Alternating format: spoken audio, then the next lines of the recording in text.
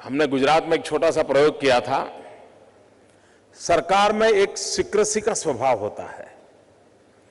एक टेबल वाला दूसरे टेबल वाले की चीज न देख जाए, इसके लिए भी बड़े कॉन्शियस होते हैं। एक डिपार्टमेंट का दूसरे डिपार्टमेंट को पता न चल जाए, इसके लिए पता नहीं कैसी साइकोलॉजी बनी है, समझ नहीं आता मुझे।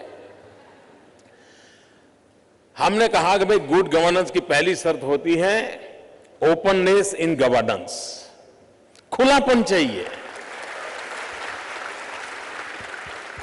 और इसलिए हमने क्या किया, जो ड्राफ्ट पॉलिसीज होती है हमने कहा उसको ऑनलाइन रखो।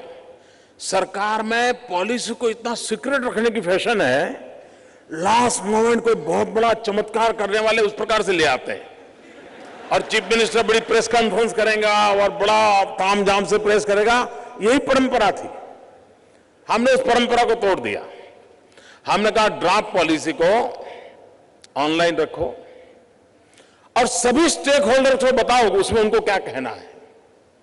अनुभव यह आया कि cross section of interest groups वो अपने इनपुट देने लगे।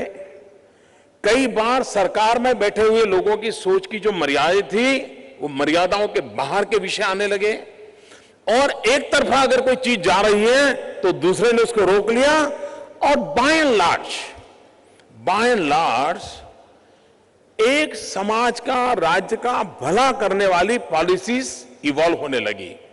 ये प्रयोग हमें इतना सफल हुआ है कि आज हमें पॉलिसी फ्रेम करने के बाद अभी तक हमें पीछे हटना नहीं पड़ा है। क्यों? जनता ने वो पॉलिसी बनाई थी। ये प्रयोग यंग माइंड की तरफ से आई हुई सारी बातें कभी न कभी तो हमारे देश में पॉलिसी मेकर्स को जरूर उस रास्ते पर जाना पड़ेगा, इसको देखना पड़ेगा। ये मेरा पूरा विश्वास है। दुनिया के जो भी समृद्ध देश हैं, दुनिया के समृद्ध देशों में पॉलिसी फ्रेमवर्क के अंदर यूनिवर्सिटीज का बहुत बड़ा इन्वॉल्वमेंट होता है, बहुत बड़ा योगदान होता है। मान लीजिए अमेरिका को भूटान के लिए कोई पॉलिसी बनानी है तो पहले अमेरिका की 10 यूनिवर्सिटियां साल भर भूटान में जाएगी, भिन्न भिन्न विषयों पर स्टडी करेगी, स्टडी करके रिपोर्ट देगी और जो पॉलिसी मेकर्स होंगे वो उसके आधार पर निर्णय करके फाइनल रिपोर्ट पेश करेंगे। अब फिर सरकार तय करती है, हाँ भाई ग्रास रूट लेवल से इतनी जानकारी आई है, हम इस दिशा में जाएंगे। हमारे देश में एक बहुत बड़ा डिस्कनेक्ट है। सोचने वाले एक जगह पर है, निर्णय करने वाले दूसरी जगह पे हैं और काम करने वाले तीसरी जगह पे हैं।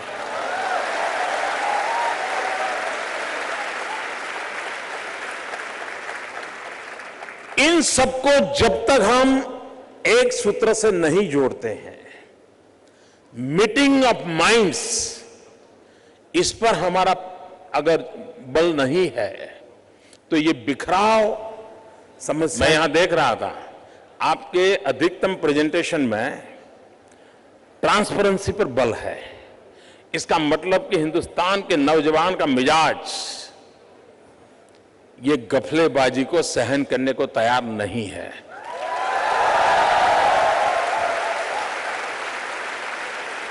दो काम कम हो गए तो इसको मंजूर है, लेकिन बेईमानी मंजूर नहीं है इस देश को, यह तय हो चुका है मित्रों।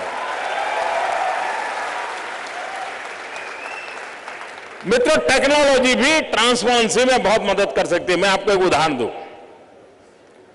गुजरात और महाराष्ट्र, जिस हाईवे पर गुजरात का चेक पोस्ट है, उसी हाईवे पर 2 किलोमीटर दूर महाराष्ट्र का चेक पोस्ट है। जो व्हीकल गुजरात के चेक पोस्ट से गुजरता है, वही व्हीकल महाराष्ट्र के चेक पोस्ट से भी गुजरता है। जितना रेट गुजरात का है टैक्स, उतना ही टैक्स महाराष्ट्र का है। लेकिन गुजरात की इनकम गत 2-3 साल में महाराष्ट्र से उस चेक पोस्ट पर 600 करोड़ रुपया ज्यादा है।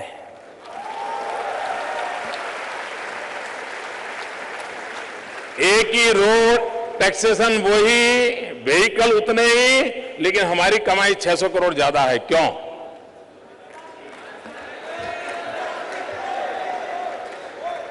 मित्रों, हमने टेक्नोलॉजी का उपयोग किया है, ह्यूमन इंटरवेंशन को हमने रोका है।